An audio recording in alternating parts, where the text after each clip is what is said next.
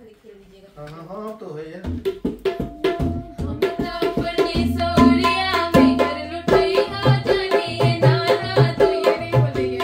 वो जो आप लोग बजाते हैं ना, क्या उसको क्या बोलते हैं, चौगुन बोलते हैं, मुर्गी क्या बोलते हैं जो जैसे एक बार धीरे बजेगा फिर तेज हो जाता नहीं होता, जो रिपीट करवाता है उसको क्या बोलते हैं? हम तो अपने सौरिया में घर लुटैया